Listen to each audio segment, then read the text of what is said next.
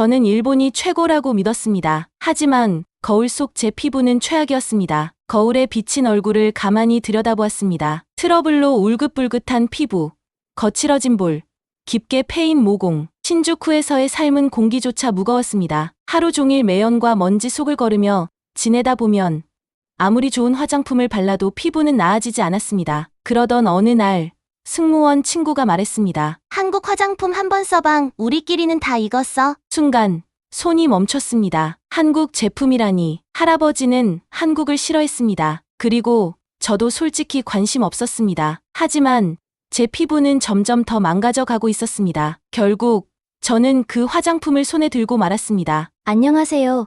오늘은 한국의 문화 덕에 가족과 더 깊은 유대감을 형성하게 되었다는 도쿄에 사는 20대 여성의 이야기를 들려드리려 합니다. 선생님의 구독과 좋아요, 알림 설정은 제가 해외 실화를 바탕으로 더 좋은 이야기를 만드는데 힘이 나게 합니다. 그럼 시작하겠습니다. 안녕하세요. 저는 도쿄 신주쿠에 사는 타카하시 미카라고 합니다. 26살, 마케팅 회사에서 일하는 평범한 직장인이죠. 신주쿠는 늘 북적이고 화려한 곳입니다. 일본 경제의 중심지이자 수많은 사람들이 오가는 곳이죠. 하지만 그만큼 공기도 탁하고 매연과 먼지가 가득한 곳이기도 합니다. 출근길마다 회색빛 하늘을 보며 마스크를 단단히 쓰지만 제 피부는 언제나 예민했습니다. 어릴 적부터 피부가 약했지만 회사에 들어온 후 더 심해졌습니다. 밤늦게까지 야근하고 스트레스로 인스턴트 음식과 커피를 달고 살다 보니 거울 속 제 얼굴은 점점 더 나빠져 갔습니다. 모공은 넓어지고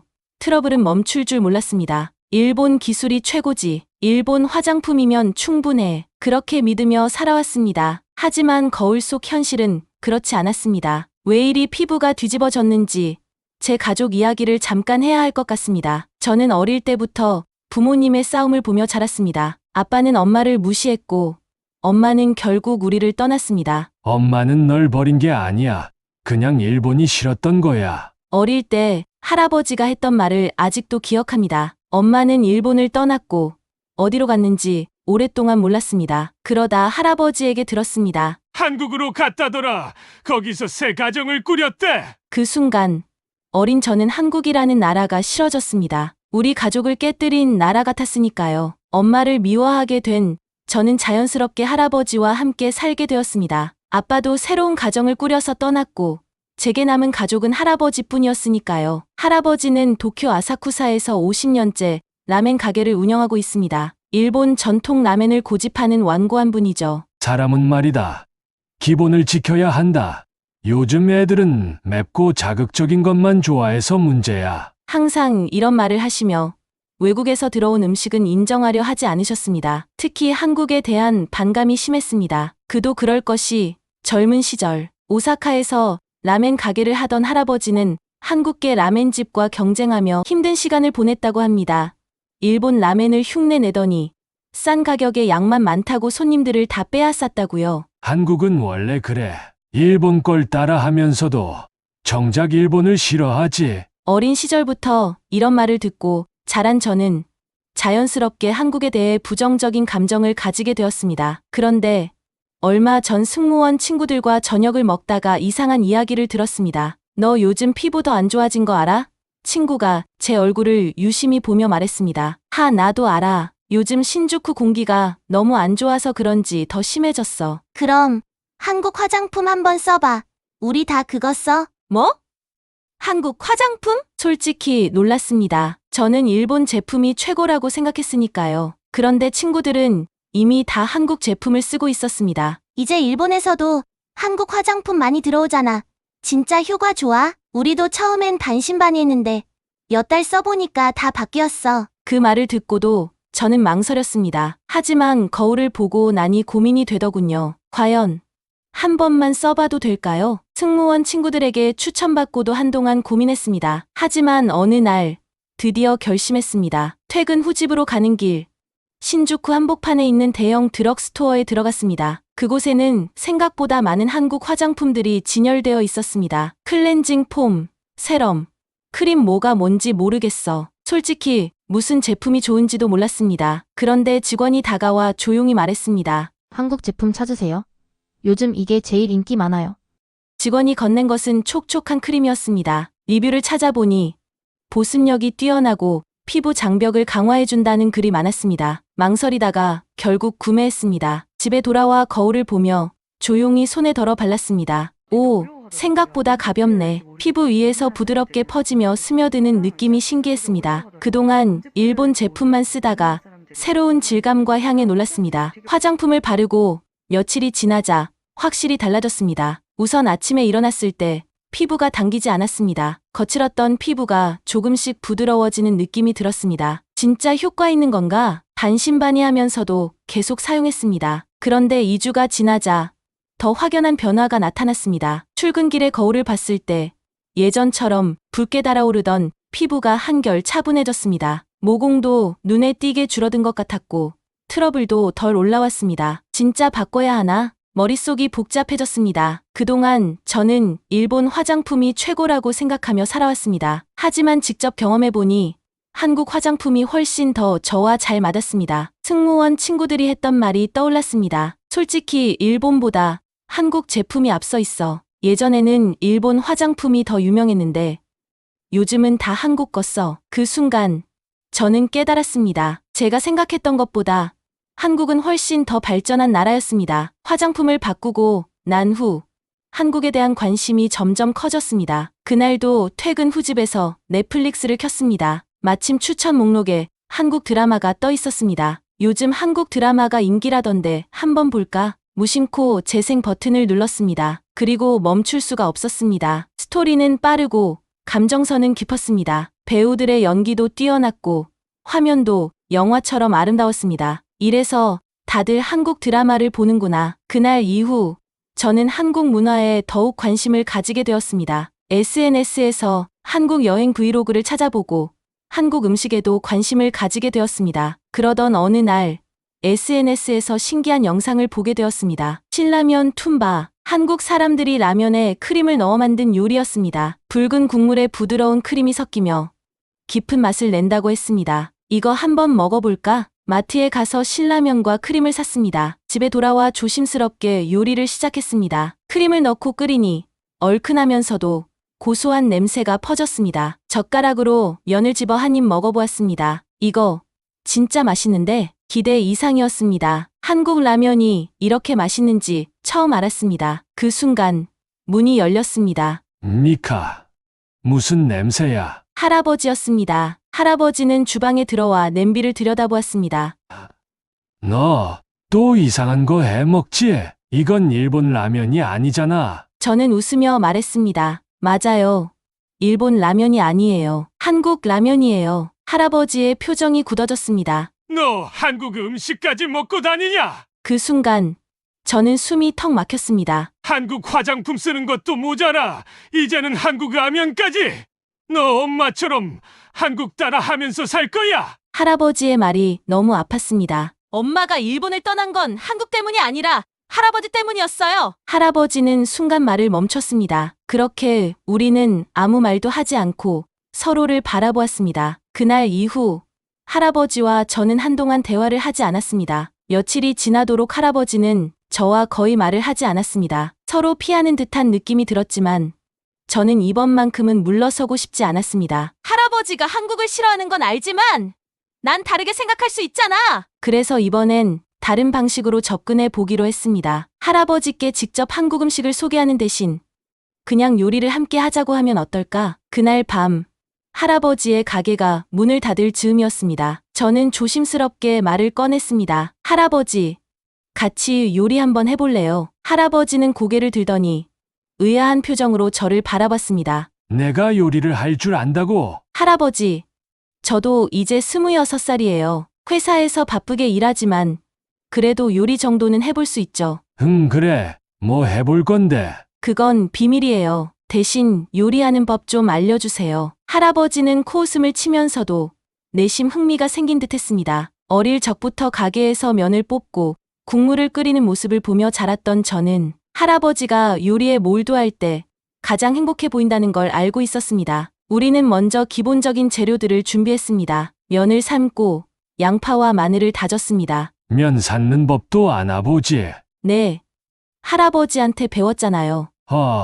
그래, 물 온도는 몇 도가 적당한데? 거의 100도 가까이 끓여야 하고 면을 넣고 3분 30초 정도 삶아야 하죠. 할아버지는 흥미로운 듯 고개를 끄덕였습니다. 오, 내가 이런 걸 기억하고 있을 줄이야. 그때 저는 스마트폰을 꺼내 신라면 툰바 레시피를 열었습니다. 오늘은 이 레시피대로 해볼 거예요. 할아버지는 흘끗 화면을 보더니 한숨을 내쉬었습니다. 또 한국 거냐? 할아버지, 이건 단순한 한국 음식이 아니라 요즘 전 세계에서 난리난 레시피예요. 그래서 뭐가 다르다는 거냐? 자, 보세요. 먼저 올리브 오일을 두르고 다진 마늘을 볶아요. 이때 불 조절이 중요해요. 할아버지는 팔짱을 끼고 저를 지켜봤습니다. 저는 레시피를 그대로 따라하며 설명했습니다. 크림을 넣고 물을 올려 라면을 끓이고 스프 넣고 치즈 넣어 마무리까지 했습니다. 할아버지는 라면을 한 젓가락 떠서 먹었습니다. 그의 표정이 미묘하게 바뀌었습니다. 이 맛 어디서 먹어본 것 같기도 하고. 그럴 수도 있어요. 한국에서 온 음식이지만 일본에서도 이런 비슷한 맛을 찾을 수 있잖아요. 그래도 한국 음식이랑 우리 일본 음식은 다르지. 그럴 수도 있죠. 그런데 할아버지, 일본에서 인기 있는 것 중에 한국에서 온 게 얼마나 많은 줄 아세요? 할아버지는 고개를 갸웃했습니다. 예를 들면 우리 가게에서 파는 계란 반숙 라멘 있잖아요. 그거 원래 일본에서만 먹는다고 생각했는데 요즘 한국에서도 엄청 인기래요. 아, 그래. 그리고 할아버지가 감기 예방한다고 가끔 드시는 유자차. 그거 원래 한국에서 많이 마시던 거였어요. 유자차가 한국 거라고? 맞아요. 그리고 할아버지가 예전에 좋아했던 드라마 있잖아요. 허준, 채. 그거야 일본에서도 유명했지. 네. 한국 드라마였어요. 할아버지는 젓가락을 내려놓고 저를 바라보았습니다. 그러니까 내 말은 일본이 한국에서 영향을 받기도 했다는 거냐? 그리고 한국도 일본에서 영향을 받았겠죠. 중요한 건 서로 좋은 문화를 받아들이면서 발전할 수 있다는 거예요. 할아버지는 깊이 생각하는 듯 했습니다. 그동안 한국을 미워했던 이유가 단순한 경쟁 때문만은 아니라는 걸 저도 알고 있었습니다. 엄마가 일본을 떠나 한국으로 갔다는 사실이 할아버지의 마음을 더 굳게 닫아버린 거겠죠. 하지만 지금 저는 그 마음을 조금이라도 열어보고 싶었습니다. 식사가 끝나갈 무렵 저는 조심스럽게 말을 꺼냈습니다. 할아버지, 저랑 한국 한번 가볼래요? 할아버지는 픽 웃으며 손을 내저었습니다. 안 간다. 진짜요? 한 번쯤 가보면 생각이 바뀔 수도 있을 텐데. 내 엄마가 거기 있다고 해도 안 간다. 할아버지의 목소리가 단호했습니다. 저는 더 이상 말하지 않았습니다. 괜찮아요. 할아버지가 안 가도 저는 매년 한국에 갈 거예요. 할아버지는 무심한 듯 국물을 한 숟갈 더 뜨며 말했습니다. 그냥 내가 가서 마시는 거라도 많이 먹고 와라. 저는 살짝 웃으며 대답했습니다. 네. 할아버지가 좋아할 만한 것도 찾아볼게요. 그날 이후 할아버지는 여전히 한국을 좋아한다고 말하지 않았습니다. 하지만 한 가지 달라진 게 있었습니다. 가게 한쪽에 작은 냄비가 하나 놓여 있었습니다. 그 안에는 신라면 한 봉지가 들어 있었습니다. 할아버지, 이거 뭐예요? 그냥 손님이 먹고 싶다고 해서. 나쁘지 않죠? 채. 별거 아니야. 할아버지는 여전히 퉁명스러웠지만 저는 그 변화가 느껴졌습니다. 한국이 싫다고 했던 할아버지가 이제는 한국 라면을 가게에 들여놓기 시작한 것입니다. 우리는 비록 한국 여행을 함께 하지는 못했지만 음식을 통해 서로의 거리를 조금씩 좁혀가고 있었습니다. 그리고 저는 확신했습니다. 언젠가 할아버지도 한국을 이해하게 될 거야. 며칠 후 할아버지가 조용히 가게 문을 닫고 주방으로 들어갔습니다. 저는 그 모습을 보고 내심 궁금했지만 아무 말도 하지 않았습니다. 그런데 갑자기 할아버지가 말을 걸었습니다. 내가 저번에 만들었던 그 뭐라고 했지? 신라면 툰바요. 그래. 그거 한 번 더 만들어 볼래? 저는 순간 귀를 의심했습니다. 할아버지가 직접 요리를 제안하다니. 진짜요? 할아버지가 같이 해볼 거예요. 그냥 내가 제대로 하는지 볼 거다.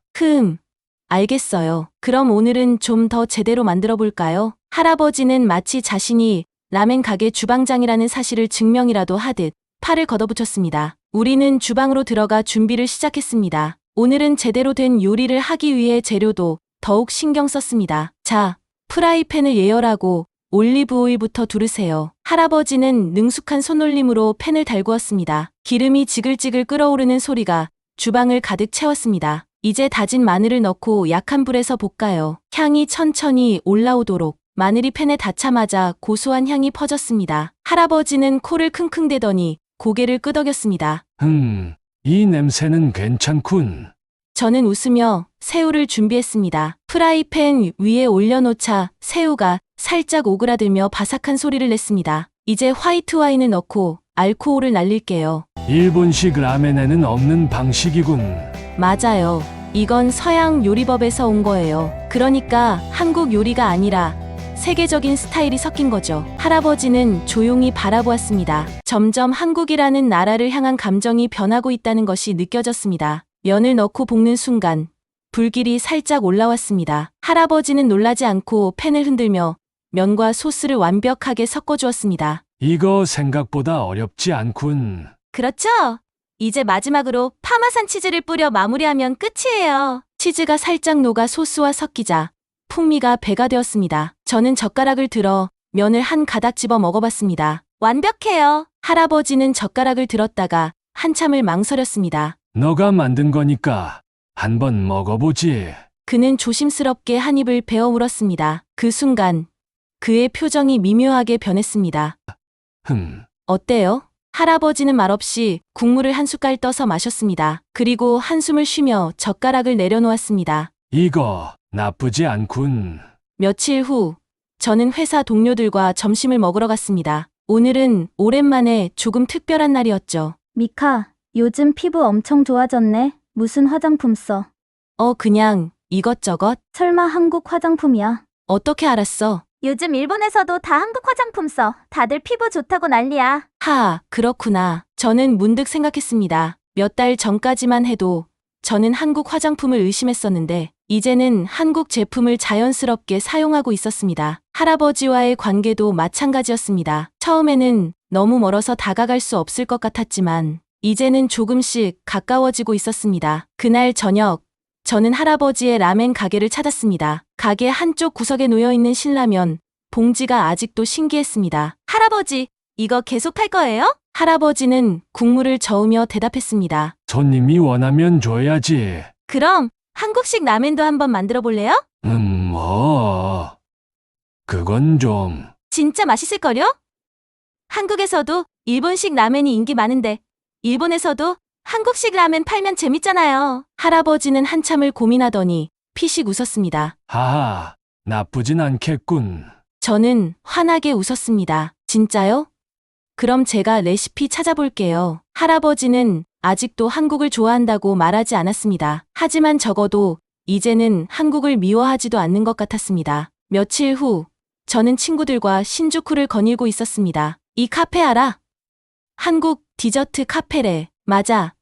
저기 화장품 가게도 한국 브랜드야. 저는 그제야 깨달았습니다. 한국 문화는 이미 제 생활 속 깊숙이 들어와 있었습니다. 화장품, 음식, 음악, 심지어 우리가 마시는 차까지. 할아버지는 아직도 한국을 좋아하지 않는다고 했지만 그도 언젠가는 깨닫게 될 것입니다. 문화는 국경을 넘어서 흐르는 거야. 그리고 결국에는 사람과 사람을 이어주는 거고. 몇 달 후 저는 한국으로 출장을 가게 되었습니다. 할아버지, 한국에서 뭐 사올 거 없어요?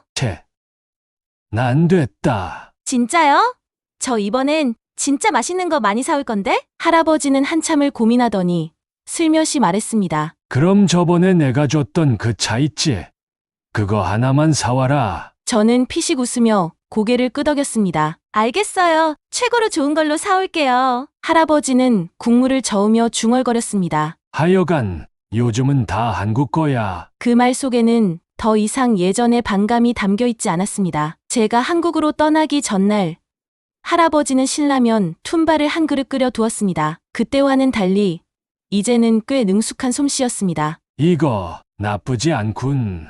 할아버지는 여전히 무뚝뚝한 얼굴로 국물을 한 모금 마셨습니다. 저는 그 모습을 보며 웃었습니다. 할아버지, 다음엔 한국 라멘집 투어 한번 가봐요. 할아버지는 피식 웃으며 고개를 저었습니다.